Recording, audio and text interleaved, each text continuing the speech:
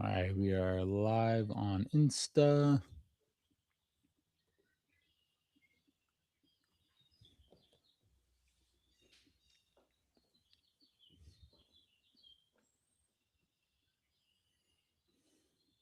And then we're live, so we're going to run it.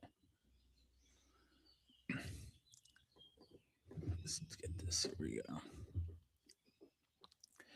We're diving deep into critical connection between your business success and your personal well-being, personal health with Ryan Westfall, creator of Own Your Revenue program.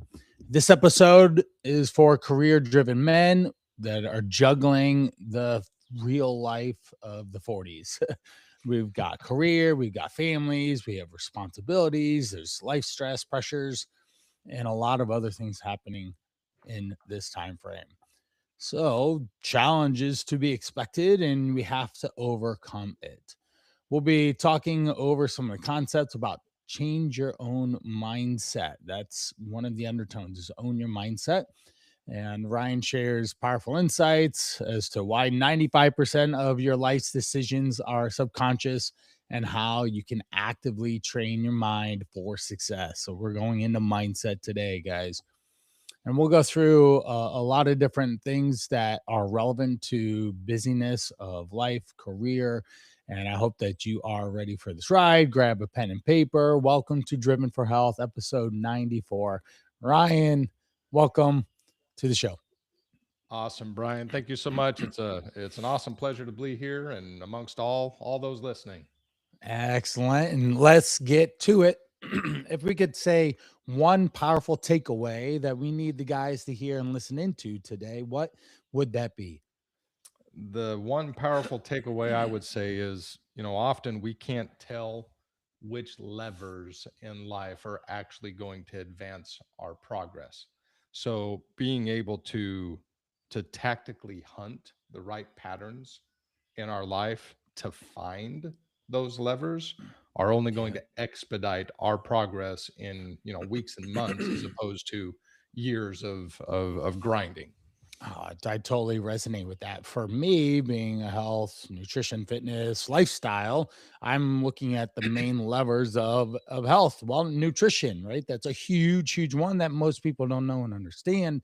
As soon as you start pulling on it, magic happens all of a sudden. We don't have to do weird diets or GLP-1s or get on the peptide train or anything like that. We can just make better decisions and be informed about those. But even in, say, my business, I had one lever I was yanking on super hard for years and it worked out. It was like a slot machine. I'd pull it and out came money. And now all of a sudden it just I don't know the casino saw I was winning too much and they changed the computer program because guys, if you're gambling at casinos, yeah, it's a software. Like you're you're not gonna win. Okay. Goodness sakes. But so it's changed, and I had to find other levers, and I am hunting like crazy to pull on those things. And so that this all resonates even with life, connecting with my four kids differently as they grow and age. One story, and then we'll turn it back over. My wife went with my second son Everett to New York City Friday, Saturday, Sunday, or Saturday, Sunday, Monday. I just picked them up yesterday, and I tried to ask my son Everett what they did. What was his favorite part, and he couldn't be bothered. He was too busy. I don't know what, sitting in the back of the car. It's like, oh, how do I connect with him when he's just being an angsty teenager? And so I am gonna have a little conversation like, hey, did I spent about 4 hours getting you tuned from the airport and a couple $100 for you to go have a really good time with your mom. At the very least, you can tell me what did you enjoy most about What happened? this. Yeah. So you have kids too, right? Yep, I've got four kids. My oldest is actually just graduated last year, and he's down in Brazil. He's serving a Oh wow. 2-year mission down there, and then I've got one in high school and one in middle school and one at the end of elementary. So three boys and one girl.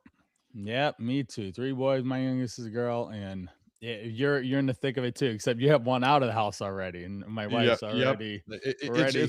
starts to change the mentality, or you start thinking differently. Yeah, totally, totally. According to my wife Amber, he's already gone, right? I- He's a sophomore. We still got a little more time, but uh, not too much. Oh my god. So mindset was a big undertone of what we're going to be talking about. That was we had a pre-call interview, and that was a strong thing that you can totally bring to the guys listening in. And let's start with family, with the mindset there. How do we start to find these, say, hunting patterns of behavior and habits and routines that we can teach our kids to be able to be fruitful? I know, say, your daughter, she's a state champ, and so she's super driven. So let's jump into some of that with her and then the other kids. Absolutely. As parents, just like what you pointed out, we don't know how the kids are going to be one day to the next, Right, even sometimes amongst our spouses, right? So, and right, ourselves, if we're honest with each other, we're like, hey, I woke up today and right. it just wasn't hitting right, whatever the case is. But there are, patterns are found everywhere. And whether it's personal life, whether it's business life, whether it's family life, relationships, yes, my program, as you pointed out, I call it Own Your Revenue because yes, that's what we do for Right. business, but it's about taking control of that revenue. And in life, that involves things like own your mindset, own your time, own your relationships, own your, there Mhm. you can keep going on that list, right? And as you're sitting here talking about kids, I mean, again, I've got 4 and they vary. I mean, even though familial wise, with our family aspects, we've got certain things that we like as a family. But, I've got one kid that's my oldest. He really loves music and he'll get up and he'll sing and he taught himself to play the guitar and he can sit down in the piano and he can Yeah. just, hear something and he'll go and he'll start tinkering and all of a sudden he's playing the music and you're just like, what Oh, the heck? wow. That's And awesome. and then my 3rd son, he's like, I don't want anything to do with it. Like, don't even, but Right. all I want to do is play ball. And so we have these differences in these human beings that are growing up and they're going through all the things they're going through. But I find that yes, the patterns that we allow ourselves to to do as a family, there are certain things that if we do correctly, and you're about health and regularity, and you know very well that consistency in Yeah. something is better than inconsistency at everything. Agreed. And so as we are consistent with, I know with our family, hey, yeah, we wake up, we've got early athletics. Sometimes the kids have to leave at, they have to leave at 6:15, 6 o'clock to go to athletics. And so we've made a point in our life that, hey, we get up and we do 15 minutes of family, what we call scripture study, right? Yeah. Where we're just doing, hey, we got 15 minutes and we do it. And sometimes that 15 minutes became 5 because someone didn't get up or something like that. Oh, yeah. The You morning know, routine. it's life, but in the end, it's those patterns that we develop, that consistency Right. in life that the kids and the people around us, I mean, we're talking about family in this case, but people around us recognize patterns. They Right. recognize, I mean, that's one thing that is so easy for us to see. We can see patterns and we can spot them, but oftentimes we don't hunt for the right ones and identify them or quantify them as to, hey, is this one really moving the needle? Is it having the impact that I want it to have? Or how can I modify it so that it can have the impact that I want it to Right. have? And so, absolutely, 100% agree with that.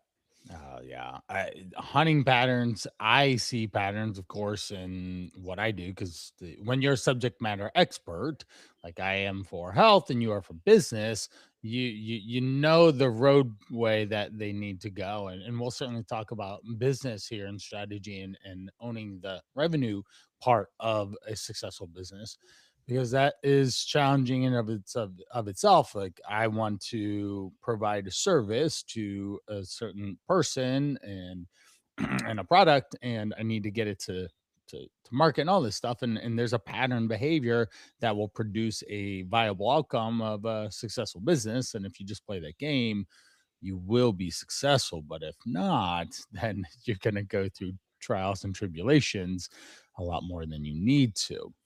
Now, for you, what's one mindset uh, hack, story, something that you can talk to?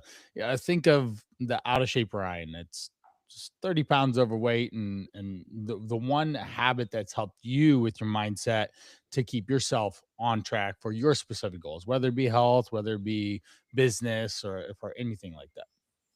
I will use an example that I had last night. All right, So this is my fresh.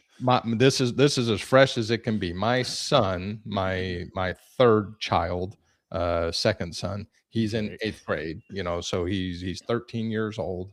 And last year he decided to try pole vaulting, right? Okay. I've never pole vaulted. I've never been on a track field. Like, I played lots Yeah. of sports, but I've never done that. And Right. Right. so, when you're starting to do that, you're starting to rely on that pole and learn the techniques and everything associated with pole vaulting. It's actually Right. really kind of cool. Hmm. But here he is, and the last two track meets. Yeah, last night was our third track meet of the season, and the first two he got 7 feet. Good, he cleared it. 7.5 feet, he cleared it. 8 feet, he didn't hit it the first track meet. You get 3 tries at it. He didn't hit it the second track meet. So this track meet, our third track meet, he's going into it.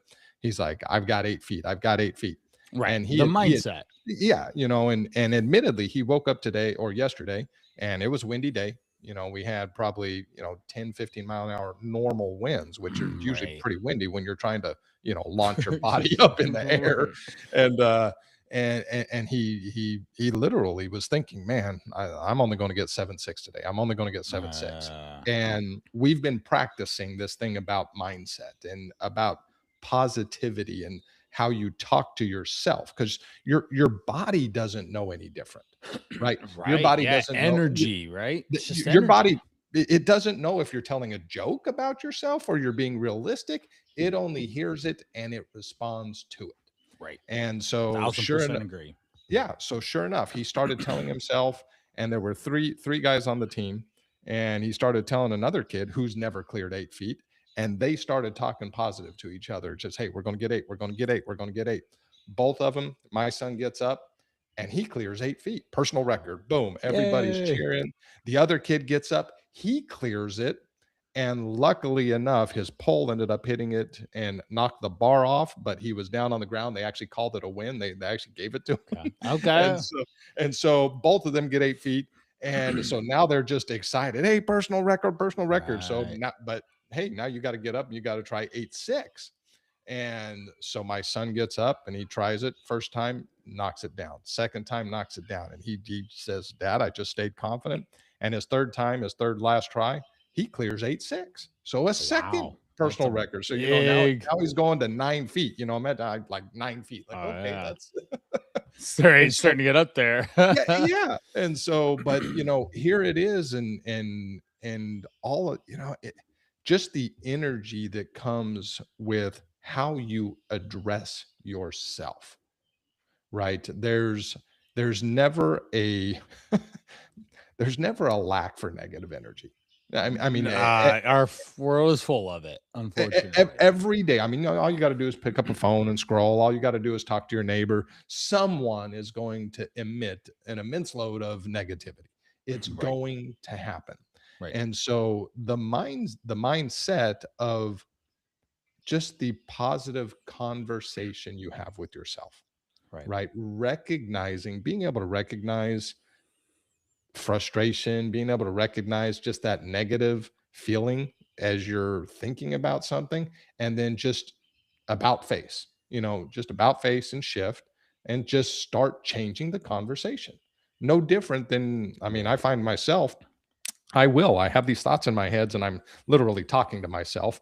And my wife always Yep. catches me and she's like, why do you look upset? And I'm like, I'm not upset. I'm just thinking, right? It's just my thinking Right. face. I don't know what to call it. It's my thinking. And really, it's just me talking to me about something. RTF, Ryan's thinking face. There you go. There Just you call it go. RTF. RTF. Sorry, sweetie, RTF, and but yeah, when we do have those thinking faces, like, understand, hey, that conversation we're having with our brain, just make it as if you were having a good conversation with somebody else, and just guide it, let it flow. Yes, totally. When I open up conversations with any person I've ever worked with in the last 15 years, first thing, I always have to establish what went well because people will dump on me. And it took me a few times to figure this out early on.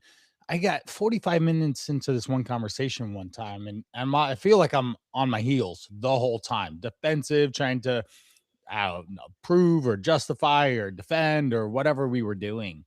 But 45 some minutes in, they said, "I lost 3 pounds this week." I was like, where did that not come out in the first minute? Why did you not lead with that? Because I'm over here, okay, like, what are we doing? Like, how's this going? We're doing just fine. For whatever we've talked about for the last 40 Uh, minutes, it doesn't even matter. You're down weight. We're moving in the right direction. This is great. Next time we talk, make sure you preface it in the beginning, the first 30 seconds. Brian, I did really good this week. I what's the lost big some win for weight. the week or the day, right? Right, right. Now, speaking of that, you talked and mentioned disappointment is relative to expectation. Let's expand upon it because I have to reset people's expectations all the time, and so do you with your coaching and even being a parent and a husband, right? Expectations. So let's jump in. Disappointment is relative to expectation. Explain that. I was we had I discovered this, and when I say discovered, meanings I learned and internalized it myself, right? Yes, right, It's a truth that existed. It's just I learned it here a few years ago. right. And it realized to me, and it dealt with a family relationship and whatnot, but it's a truth that is very, very, I mean, it's just like gravity. It's a law. I mean, it happens the case. And as I was looking at one of my family members, the the aspects of this constant weight of disappointment, right? That was being felt by this individual, and just continually, regardless of what she tried to do and how hard she Right. tried to work, and all the things that she was doing to do right by this other person, it just and this went on for years. I mean, years and years and years, Mhm. and driving this person to tears, years, and it just over Wow. and over and over and over again. And as I pondered more on that and thinking, okay, why is this happen? I mean, by trait, by study, I'm a mechanical engineer, I'm business, so I'm very just pensive in that regards. I'm always Right, right. looking for, hey, why is this Where's happening? the angle, root right? root cause analysis, all this other kind of stuff. Right. And like, where is this coming from?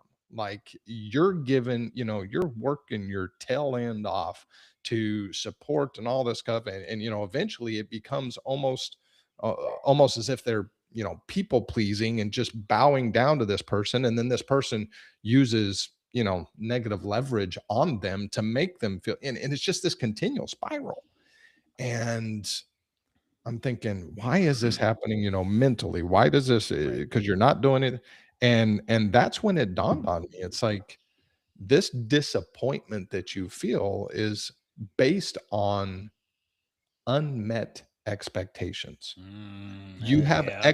you have expectations for that individual. You expect that individual to act a certain way, to have a certain amount of honor, to have a certain amount of class, to Yeah. have a certain amount of honesty. Whatever it is, you have an expectation of X.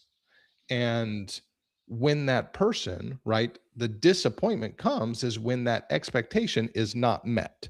Whatever degree. I mean, if we get close to it, we sometimes accept it, but if we're way far from it, that's where that disappointment really sets in.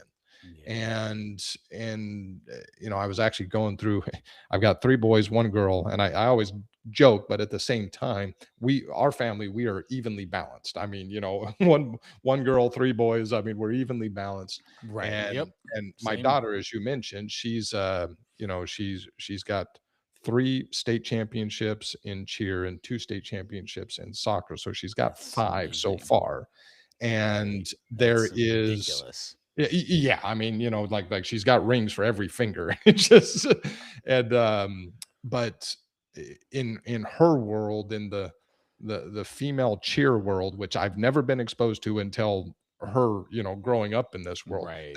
there's drama, right? There's just drama. Yeah, And unfortunately. unfortunately, but having learned that lesson about the connection between expectations and disappointments, because same thing would happen. She would come home and be disappointed and upset about this and disappointed, it's just that constant drama that's affecting you. And usually it's almost always negative, right? It's hardly ever positive in that regards. Yeah, unfortunately.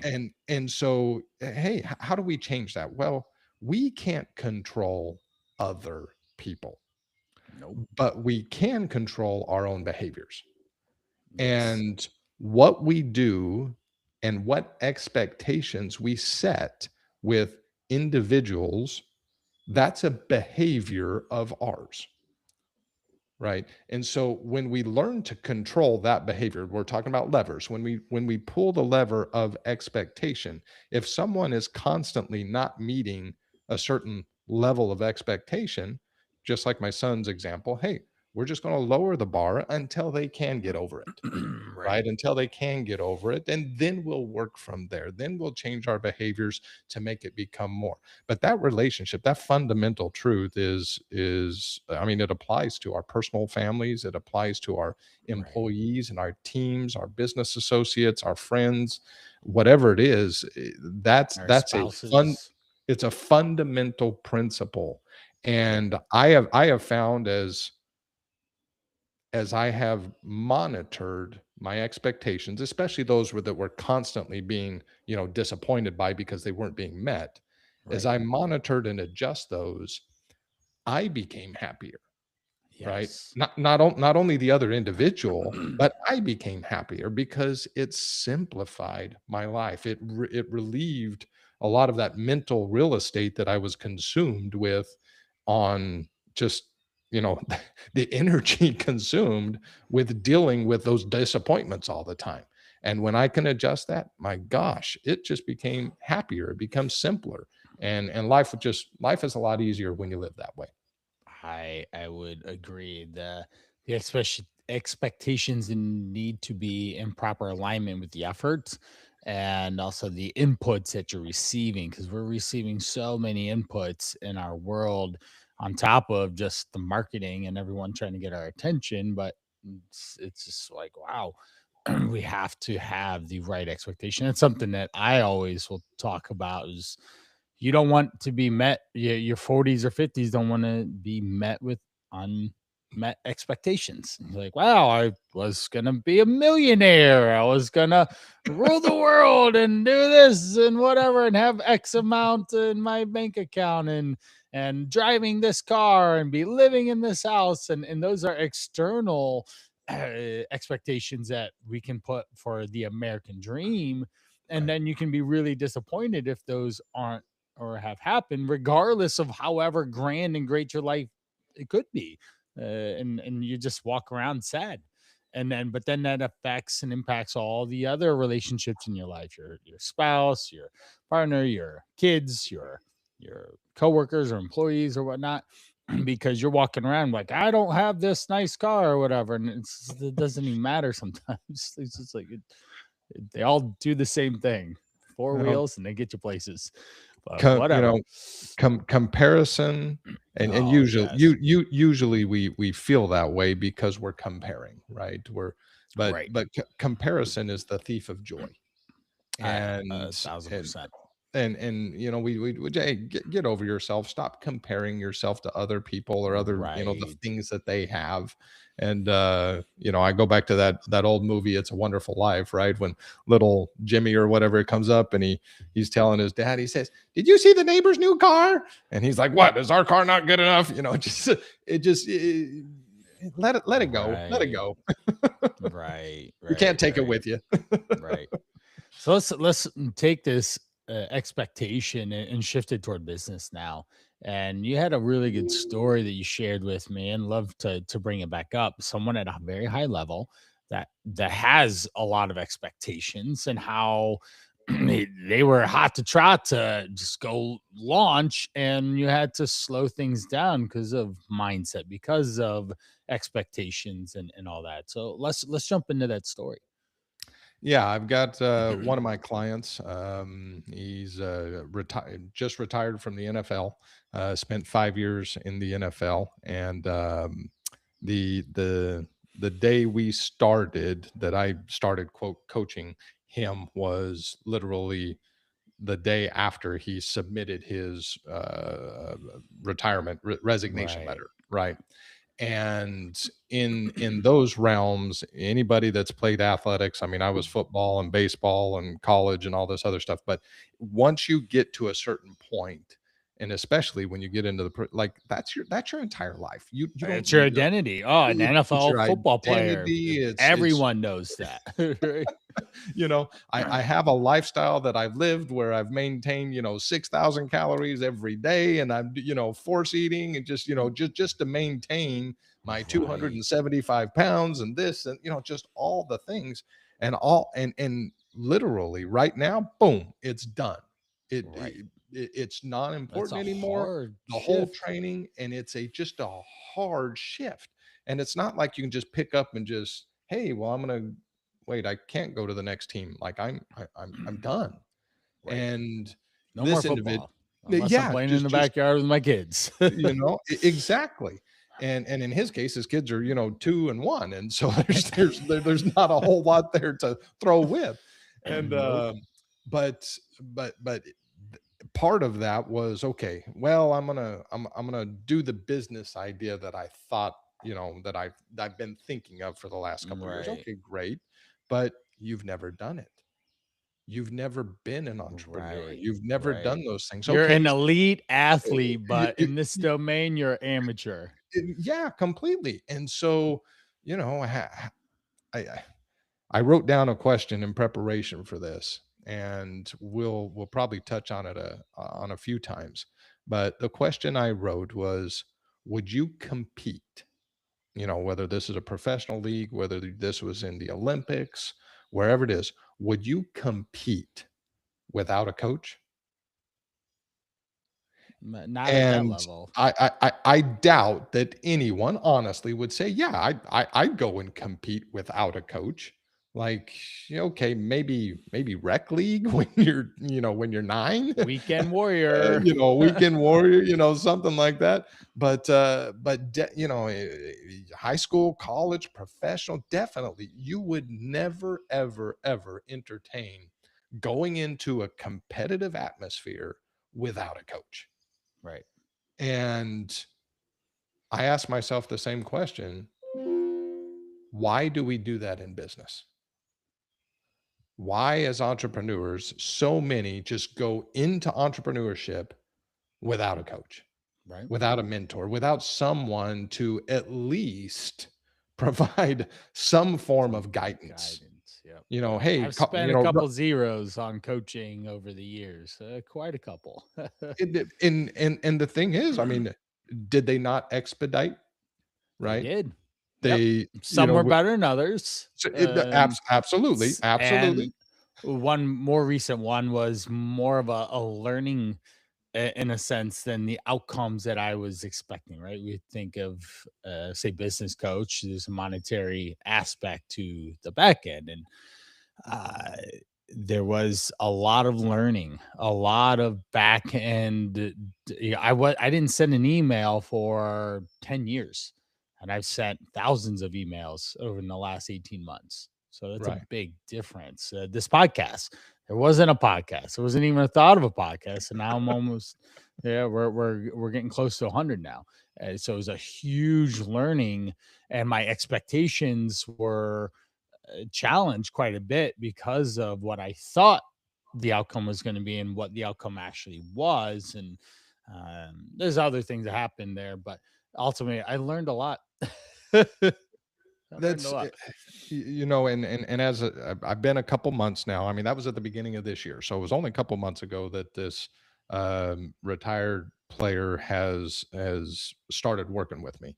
And before we can jump into, hey, here's the business and here's how here's how you set it up and here's how you do this and these are the things you need to evaluate and all that, before we start getting into that aspect, there had to be that mindset Yeah. shift from going, hey, you were doing this, now you're going to be NFL doing that. elite, I I always go top back. tier.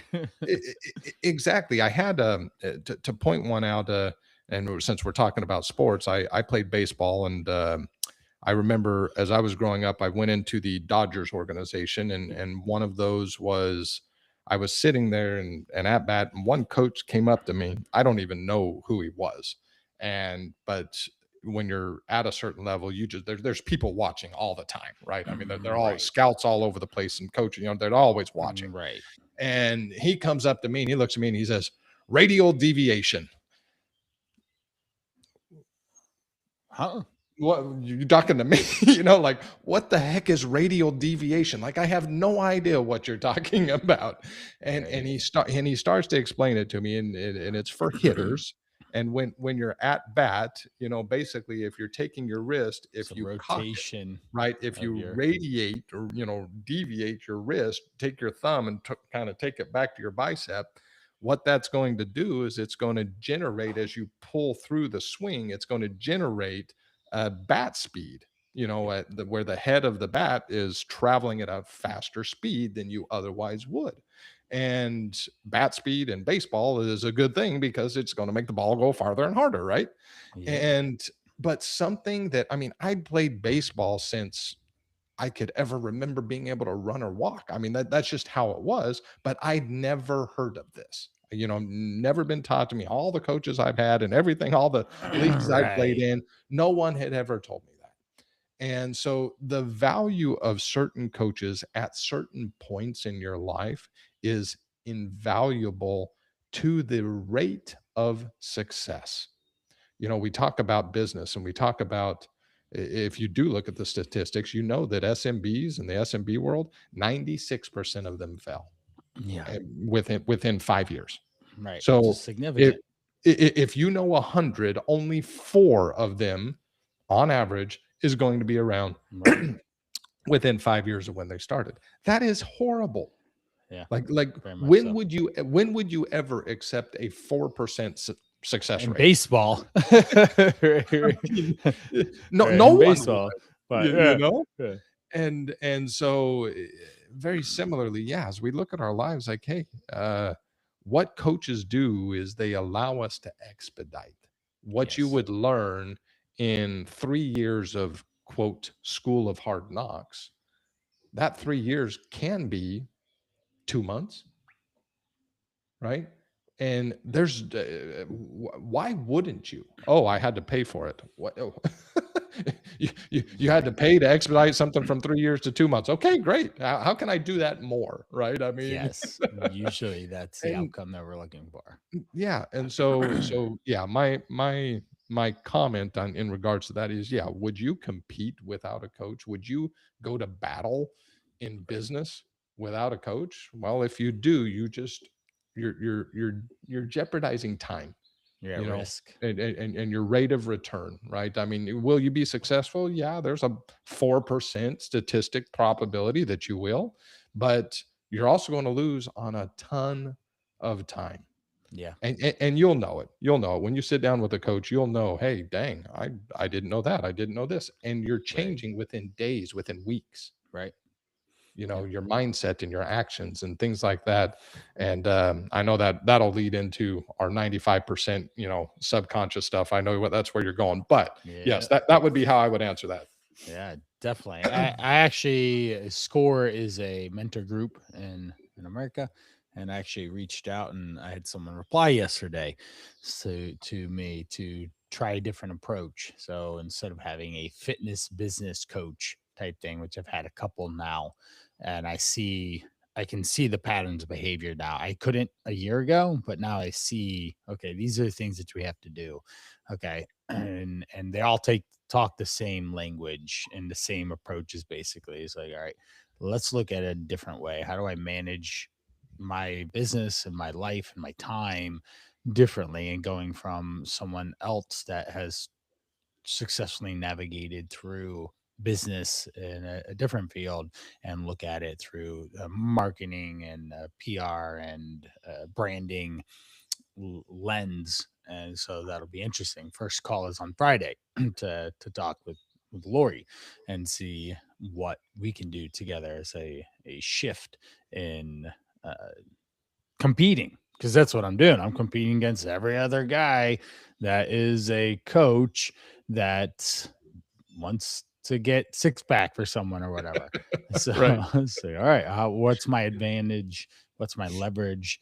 And so let's go into that 95% rule for everyone listening. What's the subconscious decisions 95% and why it's necessary to be successful here? You have to understand a little bit of the backstory here. So, Okay. one of the, and not one, the most acclaimed book on quote success is written by Napoleon Hill, and it is called Think and Grow Rich. Yep. Most people have heard of it. They've read Hmm. portions of it. It's not the easiest read, but you'll learn about the Fords and the Rockefellers and all these other different people Right. as he spent decades studying them and behaviors and everything. I've always admired the fact that the first word in the title of that book is think. And so when you understand that his whole aspect is thought, right? It's not grow rich and think, it's think and grow rich. Right. And there's a gentleman, his name is John Mitchell. I use his some of his work in my own to help this with this aspect of mindset. And John Mitchell, he's currently down at the University of Texas, and he has a program called Think It, Be It. Yeah. And he wrote a book called The Missing Secret, which is a play off of Think and Grow Rich, because Napoleon Hill, he did all these studies and he wrote about the power of that thought, but never really gave how do you control that thought or how do you develop that thought.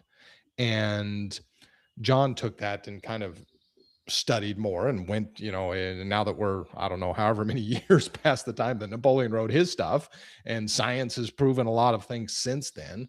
Yeah. And part of that is the 95% rule. And the 95%, what it is 95% of all the decisions you make in your life are subconscious. When you woke up this Yep. morning, did you think about grabbing your toothbrush and brushing your teeth? Did you think about whether it was the right leg or the left leg that went first into your pants? Did you think about Yes. you Just don't real quick though, you need to make sure that you don't fall into the trap of sock, shoe, sock, shoe. That's yeah, your day is way off then. Okay. Randomly that came up on a card that my daughter and I were playing the other day, and it just references just a bunch of funny things. But yes, don't do that. Sock, sock, shoe, shoe. Be normal, people. Sorry, I but had to put that but one but in but there. no, that I mean, you're spot on. We do so much subconsciously that, as we're doing those tasks, as our body is Right. making those decisions, usually our conscious is thinking about something else, right? It's, we Right. eat Oh and we yeah. do, we do all these things just so much subconscious. I didn't realize, me personally, I didn't realize that it was that much. Like I knew that subconscious was responsible for certain things, but I would have never Right. answered saying, yeah, it's responsible for 95%. And so I think of it as, okay, let's just go, since we've been on this athletic run. If Yeah. our body is made up of a bunch of these muscles, but one muscle was responsible for 95% of all of our movement and strength and everything, what would you do for that muscle? You would train it, you would Right. stretch it, you would take care of it, you would ice it when it needs to ice, you would heat it when it needs heat. You would Mhm. tend to that muscle. Why? Because it's responsible for 95% of your motion and agility and everything else like that. Right. So, similarly, if our subconscious is responsible for 95% of our actions, and we know that thought comes before action, well, how do you then modify slash train your subconscious? And that's the whole premise of it is, okay, how do we start doing this? And one thing that I've learned in doing this, because once I started doing it myself, I started seeing effects literally within the first couple weeks.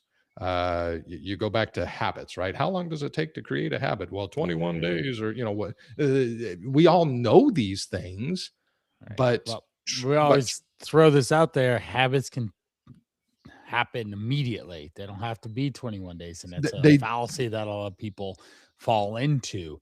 The worst classic example I do, you've been smoking for 20 years, going to the lung doctor and to save cancer. You have three choices: just smoke it out, just play the game of I'm going to start counting how many days I'm a non-smoker and then start smoking, or quit cold turkey. And that's a new habit and behavior. So you have the power, just listening, people listening, you have the power to change immediately. You don't have to have this, you don't have to give yourself 21 days for anything. You can change right now. And that's the process of thinking and then changing behavior. 100%. You can't get to day 21 if you don't hit day one, right? So making those changes, and the crux of this is understanding, in order to train our subconscious is very trusting. And when I say trusting, if you think about it, we use this Sure. term brain, we use this term brainwash, right? When you're told to look at a certain color, like, if you tell your brain, hey, I'm going to look around the room, I want you to look around the room and find all the red things. Right. Right. And if you look around the room, your Here's mind, red real quick. Up there's red up there in the up in the ceiling. I see that. the Yep. ceiling here. There's a couple And red ones. what indefinitely happens? You look around, and that kind of maroon one, you're going to start calling red. And that what these ones that are not quite red, but they're close to Mhm. red, you're just Yeah. going to start Yep. calling them red because you're telling yourself that those are red. Right.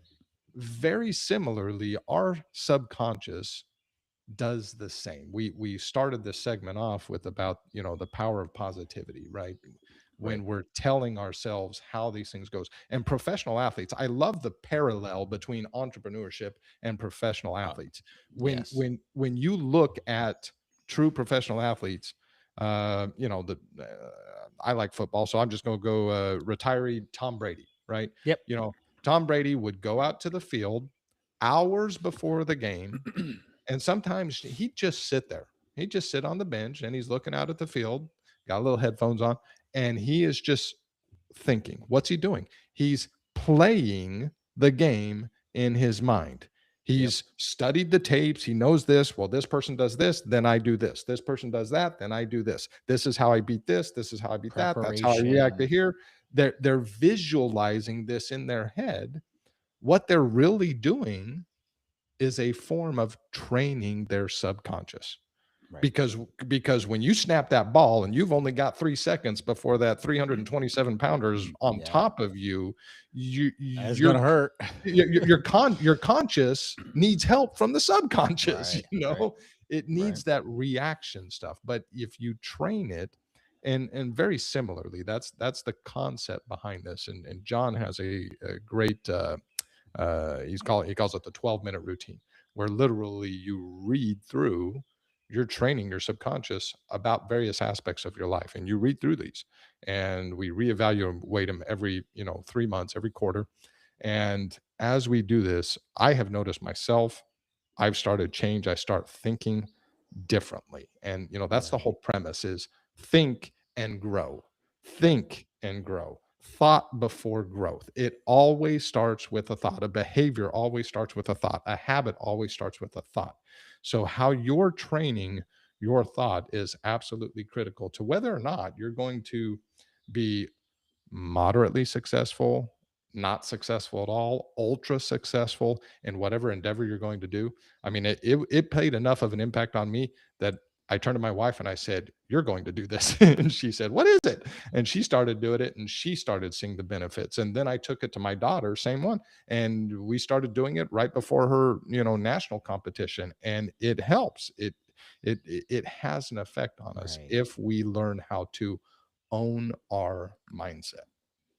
Yeah. And it goes back to some of the hunting patterns that we talked about. These are patterns of behavior professionals and elites study, they prepare, they refine, they review, they go through these things to eliminate challenges and unforeseen circumstances and situations and put themselves in the best position to allow as much success as they can handle.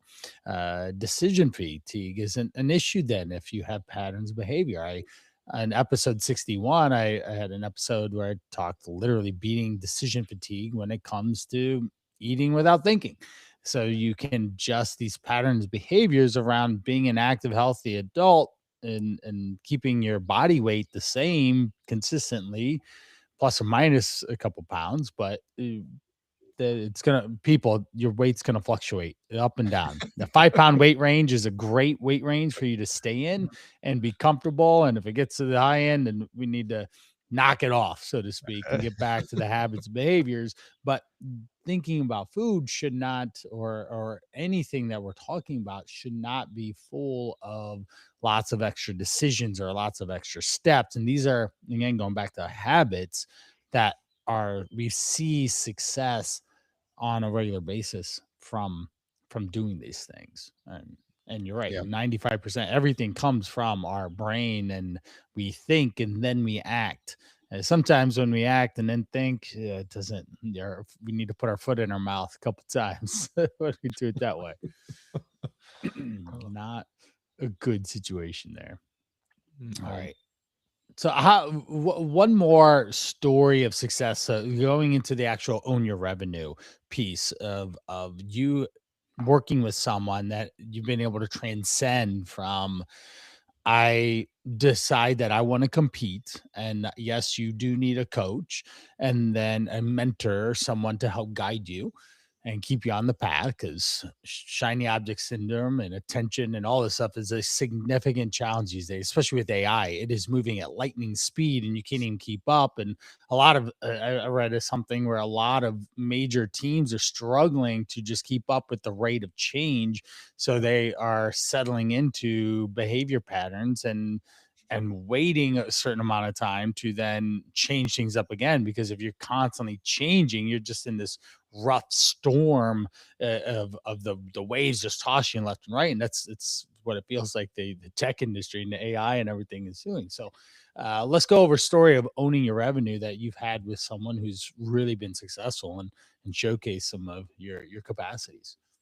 Absolutely. So uh, I built the Own Your Revenue. That's what I call it. That's the title of it, Own Your Revenue. And the premise of it is, in business, it's hard to tell which levers are going to get a 2x, 3x, 5x Right. growth with proper margins. I'm going to Right. emphasize that, with proper Yes. margins. And so what ends up happening is you scale, but you end up scaling more chaos than profit. Yep. And so the Own Your Revenue process is designed to tactically hunt the revenue patterns that will pull the right levers so that you add 7, 8 figure growth in the next 6 to 12 months while maintaining those margins or increasing them as Right, well. because those margins are go beyond just monetarily, but there's a lot of time, a lot of stress, a lot of impact in your personal relationships, that I just wanna call out, that so somebody listening might not be thinking about. They just think the monetary of, like, I spend this much and I make this much. No, no, no. You do want that to work, but you spend this much and you have a fruitful life in its entirety as well. I use the term revenue, one, because yes, it's business Right, focused, it's but totally. revenue is the blood to a business. So if we think of our blood inside of our bodies, it's Right. more than just a red liquid, right? There's so many different nutrients and what goes on with Right. cells and regeneration. And, there's so many Mhm. different aspects, and the bone marrows and the this and the oxygens there's so many different things that affect the blood, but we got to call it something. So in this Right. case, This red substance uh, is you blood. know, own your revenue is, yes, everything that's combined. And, we've already talked about one, which is the mindset, Right. but really is I traveled the world. I worked in 15 different countries doing audits and evaluations on businesses. That's how I got good at this, is Yeah, because I would right. go in, whether it's 4 days or 4 weeks, I would be spending evaluating and auditing All businesses. day, And right? so Every nook and cranny, every stone unturned and uncovered, and regardless of the skill levels, the country I was in, their education levels, it didn't matter. We were hunting. I was yeah, hunting, but ultimately at the time I didn't really know it, but yes, I was right. hunting for the patterns. I was hunting for the right levers. So that's why I developed this program. That's why I built the app. That's why I'm building the things that I have, because as entrepreneurs, again, it's hard to tell which levers are going to have the 2x, 3x, 5x with proper margin effect on our business. So, Right. being able to quantify it, being able to pull it out, being able to see it on a dashboard and say, like, oh, holy cow, this has that effect and this has that effect. Oh, I've divided my company now into these 7 categories. I call it PEP Slim: people, equipment, process, strategy, leadership, inventory, money. Right. Now that I'm starting to see my business, I talked about that radial deviation. I had no clue what it was until somebody came and told me what it was, right? Right.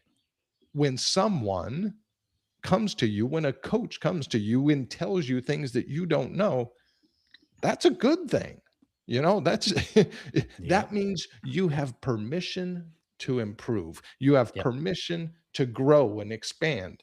Without it, you're just going to be kind of riding that wave. So, absolutely, that's why I developed this process. And so, one of the things, as you were talking about, one of the examples, and uh, I have a gentleman. I help anywhere from, the solopreneurs, as we mentioned with the retired NFL guy. I've got companies that are 150 employees or so, before they go up to that quote corporate level, Right. and they've got a VP for everything that they want. And but Right. in this case, this particular owner, about 100 employees, they do about $40 million a year, and they've been around for 25 years. And we were having this conversation, and he had a couple of banger years where just the luck and everything was hitting right. And then there's been a couple of years of struggle. Yep. Margins haven't been there. In fact, they've I been a feel little that. bit, The negative. marketplace shifted, and You know, s- I'm experiencing growth, growing uh, pains yeah. myself. And how do you address that? How do you figure that? Well, what was working then isn't working now, but there's no real clear way to see, right? Okay. There's no real clear way to see. I love videos, especially with athletes, because you can take a video and say, "Oh, hey, look, you see this play? You see where you did this, where you did this? Like, you shouldn't do Right. that. You should do this." Video has been wonderful.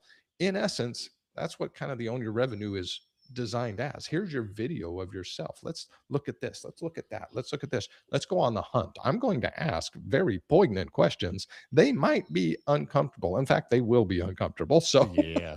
let's That's get where over growth happens. Yeah. let's get over it, because we know that's where the Yep. growth is going to happen. So yeah, you want to retire in 3 4 years and you want to sell the business, great. You can't sell it now because of these reasons. Okay, let's Yeah. fix them. You'll get Right. way less than you want from And, it if you sell and, it now. and to that Yep. point, if you've got the right coach on board to help you, they're going to help you do those things. And so one of the exercises that I do with the leadership team inside a business is I do have a look at their time, right? And I'm not a time Nazi per se. Like, I'm not going to go through and just, Right. hey, every little tiny bit, but it is a critical factor as to what you're Productivity. doing. And so we popped up. Huge. One of the things that I asked him in the very beginning, I said, all right, if I were to hire you, let's just say I want you this afternoon for 2 hours, what would you charge me for those 2 hours? immaterial what we're going to talk about. You're the CEO, you're the subject matter expert, whatever it is. I'm going to hire you for 2 hours. What would you charge me? Well, $500 an hour. Okay, great. No problem. Okay, $1,000, boom. It doesn't matter because I know we talked about, I know where we're going. So everyone listen in, like, to turn it up a little bit right now because Ryan really points things out here real good. And so I've got this little worksheet that I've developed, and we start going down it, and we say, okay, you say you're worth $500 an hour, great, no problem, no argument. What do you do, on an average week? And so we go through, and this is the activity that you do. You do estimating, and well, what do you do when you're estimating? Well, I'm drafting up proposals and all this other kind of stuff. Okay, well, that's one activity. How much do you do that? Well, I spend 10 hours a week doing that. Okay, great. And then, we just go down the list. And, by the time we get to the bottom, almost every time with founders, with leadership teams, I'm usually knocking on the door of anywhere from 60 to 70 hours a week, usually. Yep. Sometimes I'll get mid to high 50s, but it's never 40. Like Right. I don't see that, right? I don't work 40, I don't think. And, I feel like I'm always working. and that's that's the thing. And so as we sit here, and then what I do after that is I will then pop up and say, all right, if you, let's just pretend you're going to go away and you have to hire somebody to do that first line, that estimating line. If you were to hire somebody to do it, how much would you pay per hour for someone to do that? And oh, well, that'd be worth $40 an hour or 60, whatever it is. And we just go down the line. All the items are the things that they do, and we Right. extrapolate that. And then, so in this particular case, we had, I want to say it was 73 hours that this gentleman works on average. I mean, each week just varies, but on average, works 73 hours a week. Okay. Well, it's a 24/7 operation. They're always going, they're always on. So, it's not a 9 to 5 typical. And so, as I ran the calculations, I just added up all the sums of what he would pay someone else to do those jobs, right? Just added those up and said, okay, $71. And boom, if you pay all that money, time, hey, you're working for $127 an hour. And he just froze. And Yep. he's sitting there looking at it, and he's like, this is the point. I actually love this point because most of the time, if you picture the old cartoons where they would have that green color face where the guy's just wanting to vomit, Yes, like yes. this is that kind of Right. Yeah. realization. Like You totally walk them down and reveal it to them, right? I would charge out $500 an hour. That's my Right. value. That's where I should be. But yet I'm working for $127 an hour. Oh gosh, Right. and so that's one realization. And then I go, okay, in an ideal world, how much time would you want to spend on estimating? You're spending 10. How much would you want to spend? Oh, I'd want to spend 5. I only want to be reviewing it, not writing them. Okay, great. And you just go down the list. This is Right. what you're doing. What would you want that to be? And we just go down it.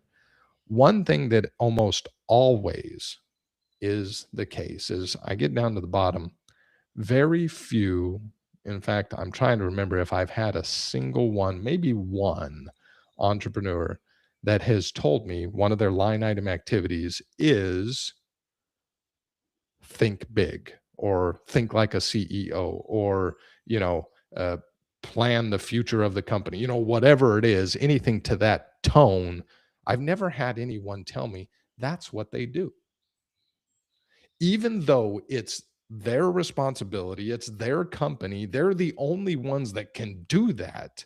Yep. No one has told me out of all the 71 hours and 65 hours and 68 and They have an hour 63s in and there 70, to no think. no one has said that's what I do in my business.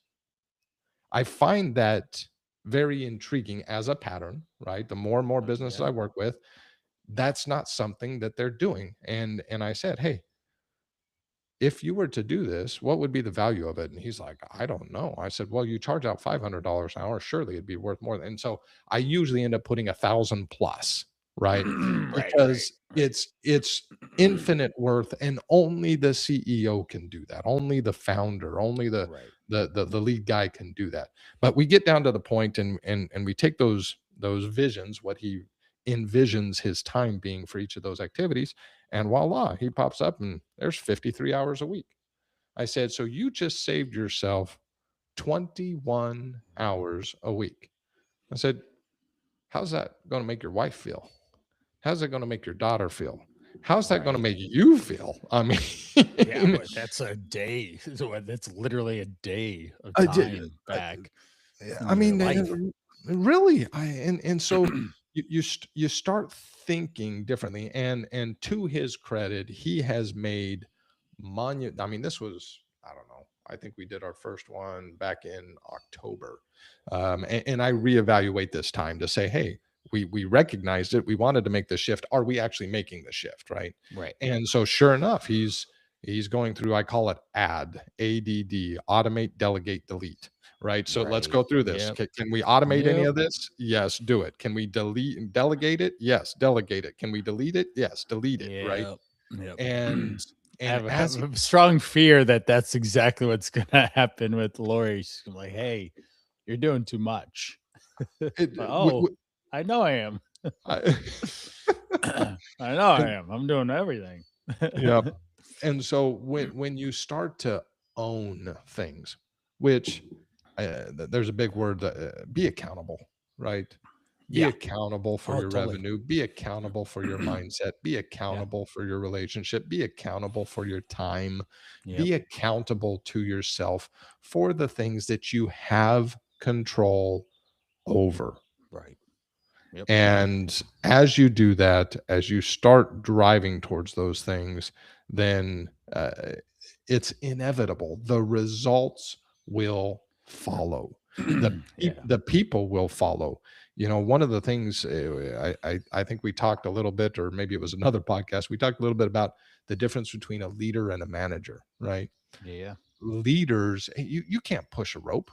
You can't do it. So you can only pull people to where you're wanting them to go. You can only Right. bring them by Right. pulling them, not pushing them. No, yeah, So, pushing uh, never works. Ask yep. your kids or ask your wife. Right. Show them, right? You Yeah. know, Yep. show them by your example. Show them Right. by what you're doing. Show Right. them by letting them.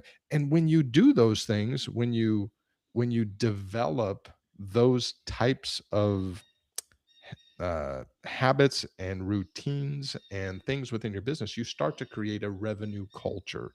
That's what I call it.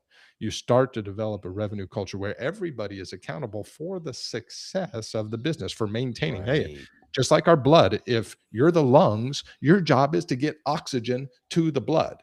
Yep. Well, if you're the stomach, your livers, and there's different aspects of our body that are responsible to support the blood in different ways. Right. Our businesses are no different. Our people, our teams, they all have different ways that they support the revenue. Some of them on the top line, some of them on the bottom line, meaning, hey, how do you how do you produce, how do you fulfill the work and your expenses? And there's so many different ways, but being able to look at holistically your company, to own your revenue, to build that revenue culture is, I mean, that's why we see the success we do in 6 to 12 months and not 3 to 4 years. Right. Just pulling yourself toward the future of the experience that you want to have. I have that with the Call to Rise guys. Any person I've ever worked with that is successful already knows what to do. They're just not doing it. And then we have to find these patterns of behaviors, shift them into something that is actually productive with their time, their energy around what they eat, how they move their bodies, how they fit it into the busyness of their everyday. Even I talk a ton about time management or stress management because those things take away from and challenge the overall outcome.